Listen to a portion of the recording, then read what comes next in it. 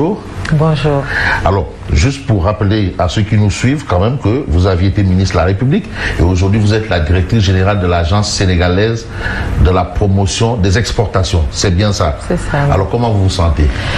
Je vous remercie Fabrice, je vous remercie pour votre invitation. Je remercie également à travers votre personne l'ensemble de votre équipe. Vous l'avez dit, je suis ancien ministre du gouvernement par la volonté de Dieu et du président Macky Sall, que je remercie au passage. Bien avant cela également, j'étais membre du cabinet du président de la République. Je rappelle que j'ai fait 7 ans dans le cabinet de monsieur le président de la République avant d'entrer dans son gouvernement, et aujourd'hui, il m'a réitéré sa confiance en me confiant les rênes de l'exportation à travers l'Agence sénégalaise pour la promotion des exportations.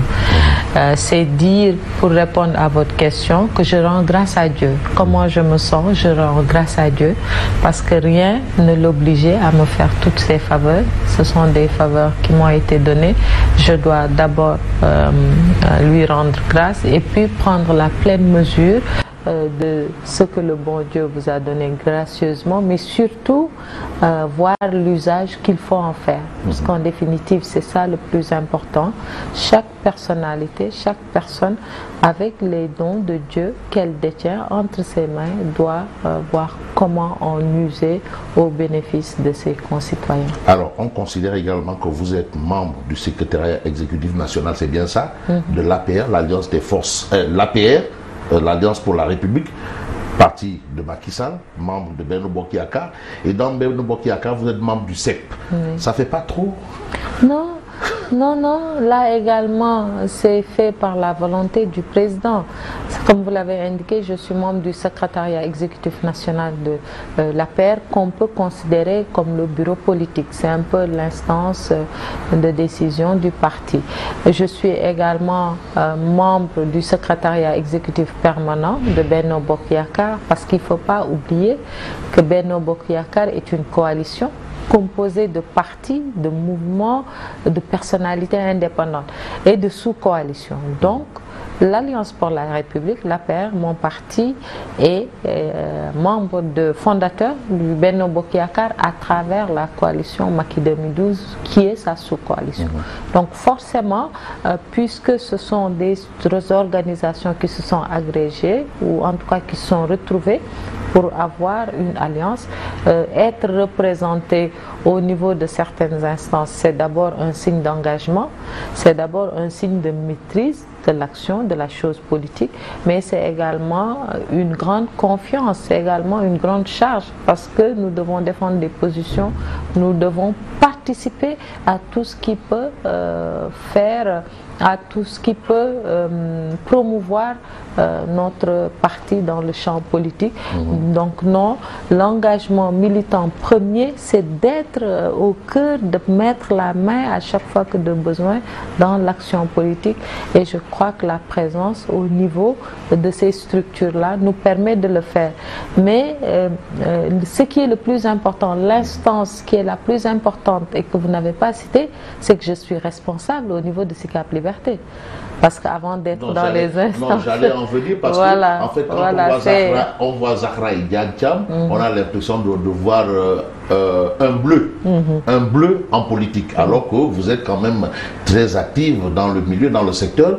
Si j'ai bonne mémoire, en réalité, au départ, vous étiez dans Macky 2012, très active d'ailleurs, et même professionnellement, vous n'êtes pas une politicienne professionnelle comme on les qualifie très souvent. Vous êtes au niveau de SICAP Liberté, ça c'est clair, et d'ailleurs, vous aviez même perdu les élections locales. Et comment vous avez eu le courage de revenir justement? Parce que moi aussi simplement je me dis que si on ne combat pas, on ne peut pas gagner on ne peut pas gagner, on ne peut pas perdre pour gagner. Je ne sais pas comment je peux le dire. Est-ce que vous avez compris pourquoi vous avez perdu aussi? Oui, oui, le plus souvent vous perdez. D'abord, le rapport qu'on doit avoir avec les victoires, c'est pas ça le plus important. C'est vrai, les instances de décision vous permettent de mettre en œuvre une ambition.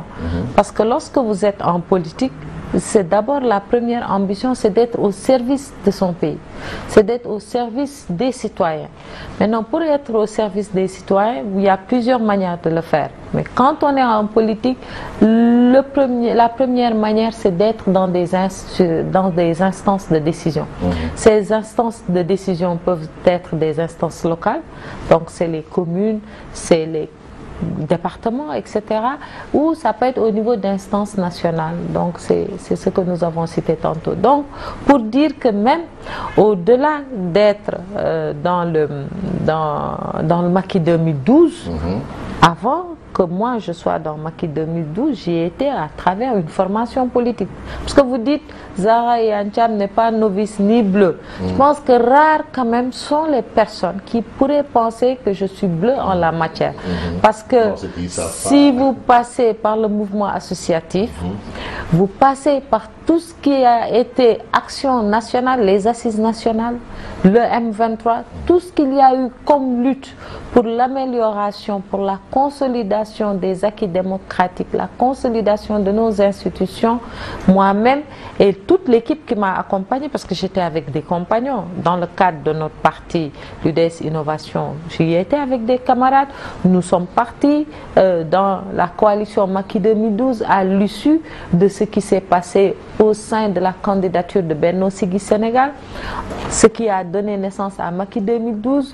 Dieu a fait que le candidat que nous avions porté à l'époque a remporté l'élection au deuxième tour et l'entre-deux tours de l'élection présidentielle de 2012 a donné naissance à la coalition Benno Bokk Yakaar. D'accord. Voilà, et donc au niveau de toutes ces instances-là, nous y sommes. Non, je peux dire avec fierté que je ne suis pas bleu en politique.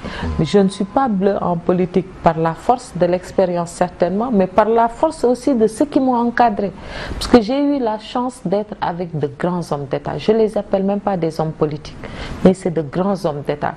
Quand vous prenez quelqu'un comme Feu Ousmane Tanor Dieng, ben vous avez été à bonne école. Quand vous prenez quelqu'un comme Feu Amath Dansokho, vous avez été à bonne école. Compte non tenu maintenant de tous ces ténors, le président Landing Savané, le président Robert Sagna, le président Moustapha Niasse, la présidente Aminata Mbengue Ndiaye, plus récemment, il y en a tellement, tous ces leaders-là, le président Amadou Mahtar Mbow, avec qui on a été au niveau des assises nationales, comme Feu Mansour Kama.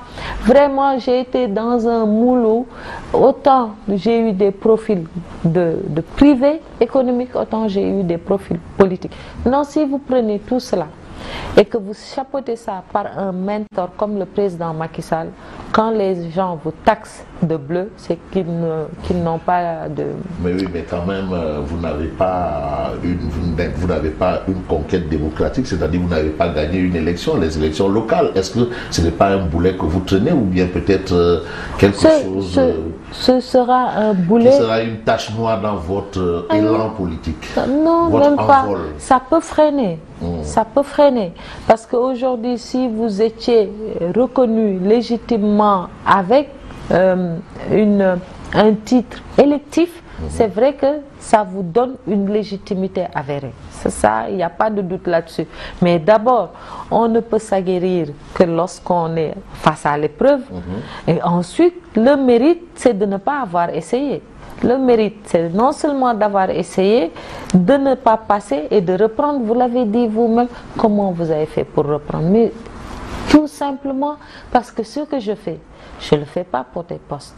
Je ne le fais pas en me disant que tant que je n'aurai pas toutes les conditions réunies, je ne vais pas m'engager. Non, je le fais, le mérite. Il n'a de sens que lorsqu'avec peu, on fait beaucoup. Et je pense que je fais peu, humblement pour mon pays, parce que d'abord, ce que j'ai de plus cher, qui est mon temps, mon énergie, ma santé, ma famille, je suis prête à sacrifier tout cela pour le Sénégal. Mais donc, je dis, je ne perds rien au fond. Parce que, rappelez-vous, la politique, ben, il n'y a pas d'école pour l'apprendre. Hein. Même quand vous êtes en Sciences Po, entre la théorie et la pratique, c'est tout un fossé. Ça fait deux. Voilà. Mais aujourd'hui, quand même, je ne vous apprends pas qu'on va vers un nouveau gouvernement. Ça vous intéresserait de retourner dans le gouvernement? Ah non, absolument pas. Et surtout pourquoi? là, présentement, où j'ai un candidat qu'il faut que j'accompagne pour le porter à la tête du pays, le candidat Amadou Ba, dès le premier tour, pour le compte de la coalition Benno Bokk Yakaar. La patrie avant le parti. La patrie avant le parti, mais Fabrice Balangana Nam Nefa. Ouais, mais si la patrie fait appel, le parti est relégué au second plan. Mais c'est la patrie qui fait appel. Ah bon? Parce que oui, quand on dit tous les citoyens vous disent nous avons une charte fondamentale, la Constitution, et que dans cette charte fondamentale, dans le préambule de la Constitution, on vous énonce les principes généraux, qu'on vous dise dans la Constitution que tous les Sénégalais naissent libres et égaux, qu'on vous consacre un chapitre sur le rôle de l'exécutif, du chef de l'exécutif, qui a en charge l'intégrité du territoire, la souveraineté nationale. Et sur toutes ces questions, on vous dit à des périodes bien déterminées, il faut que tous les Sénégalais se mettent en ordre de bataille pour choisir cet homme-là. Ça veut dire choisir la destinée du pays. Lorsqu'on choisit ça, être aujourd'hui sur le terrain pour élire un président de la République, c'est répondre à l'appel de la République. Est-ce que ça veut dire que vous reliez votre mentor Macky Sall au profit du candidat de Benno? Mais non, absolument pas. Au contraire, il faut que l'on prenne mon mentor, le président Macky Sall, comme porte-étendard. Parce qu'en 12 années, il a multiplié l'échelle de grandeur de développement socio-économique par 4 voire 5. En 12 ans, il a fait des réalisations, il a doublé voire triplé des réalisations, que ce soit en termes d'infrastructure, en termes d'université, en termes de route, d'autoroute, d'accès à l'eau potable, en termes de politique sociale, d'équité territoriale, de réduction de la fracture. Il a eu une vision et c'est son gouvernement qui a transformé la vision en acte. Exactement. Donc vous aviez fait Donc partie il de a ce qu'il a fait, réalisé. il nous a Mais montré. retourner dans le gouvernement, ça ne gâte rien. Non, parce que vous me dites retourner dans le gouvernement dans cette période bien précise de campagne électorale, je parle de ça. Mais bien entendu, si par extraordinaire, demain ou après-demain, parce que être dans un gouvernement, c'est répondre à l'appel du besoin du peuple. Quand vous êtes ministre de la République, vous devez être au service de la population. Mais forcément, je répondrai toujours présente à cet appel-là. Mais dans ce cadre précis, où il faut accompagner un homme qui va à la rencontre de ces populations pour présenter un projet dont il est sûr que c'est le meilleur projet pour porter notre pays vers les rampes de l'émergence, et forcément je choisirai d'accompagner cet homme-là, parce que la campagne dure 15 jours, mais une fois que vous portez le président de la République à la tête du pays, c'est pour 5 ans. Donc on retient que Mme Zahra Iyane Thiam Diop est exclusivement dévouée au candidat de Benno Bokk Yakaar, Amadou Ba en l'occurrence. Pour cette période-ci de campagne électorale. Alors, à votre avis, un gouvernement en cette période, ça renvoie à quoi? Je préférerais laisser cette question-là au président Macky Sall. Parce que si vous mettez juste ça dans le cadre de cette période-là,